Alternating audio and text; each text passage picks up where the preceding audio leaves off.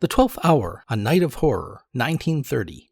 I just posted a video on the 5 versions of Nosferatu, and here I am back with a 6th. Why wasn't the 12th Hour included with the other 5?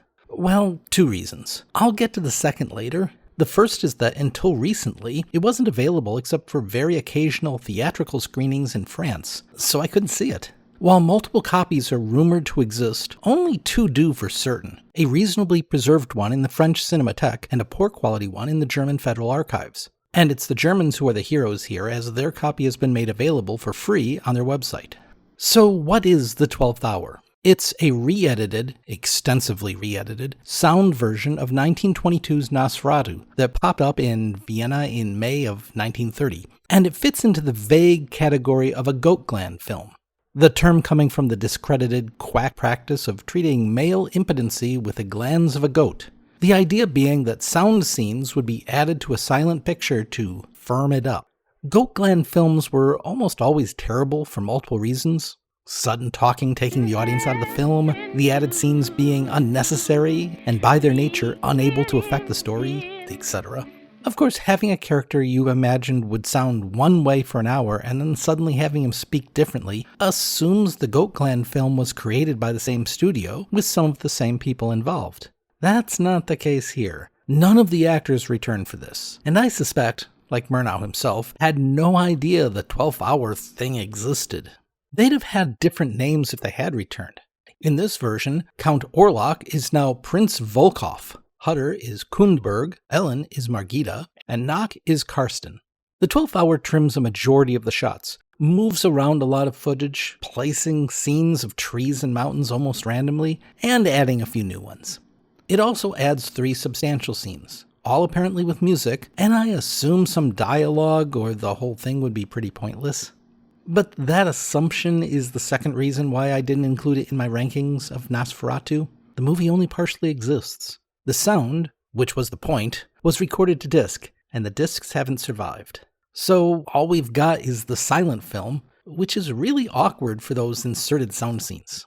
What are those scenes? The first is a 4.5-minute party with the Transylvanian peasants. I can't imagine anyone ever said, I wonder what was happening at the inn before Hutter, aka Kundberg, arrived. But if so, here's your answer. The second involves a pair of what I take to be dock workers, one playing an accordion. This is intercut with the already existing shots of boxes being checked and brought on board the ship. The third is a Requiem Mass, and this isn't a bad idea. A religious service for the dead, joining the already included scenes of coffins being carried, could give us even more understanding of how the plague is affecting the citizens. Maybe 30 seconds? Yeah. But this one is around 4 minutes, making it, like the earlier edition, one of the longest scenes in the film. There's also a shot of an exterior of a small church and animal and nature shots to show that all is well now that Nosferatu is dead.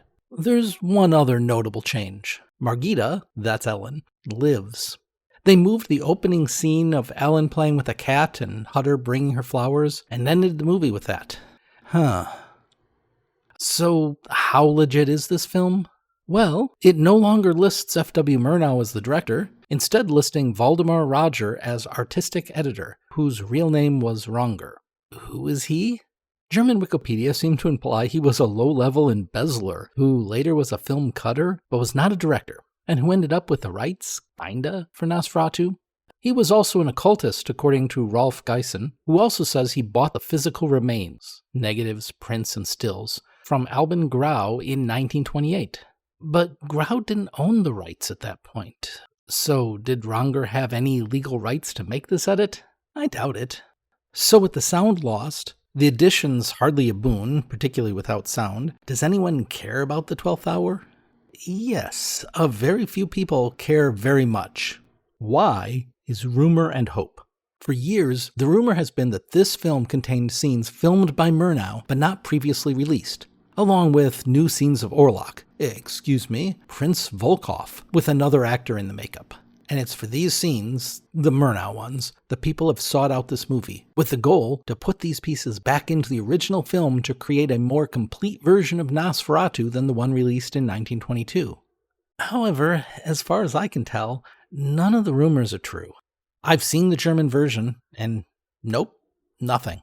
Some comments on BrentonFilm.com suggest that the rumors of new Murnau shot scenes come from people who otherwise only knew the so-called public domain version of Nosferatu, which was missing some footage, including the croquet scene. But those have all been available in the restorations of Nosferatu for around 30 years or more. The rumors of another actor standing in for Max Schreck probably started with some poorly reproduced advertising photos where Orlok looks odd. There's nothing in the film, but rumors persist. The available versions of Nosferatu give us something very close to what came out in 1922, and except for some adjustments, such as to the tinting and a frame here and there, I don't expect any future changes to that.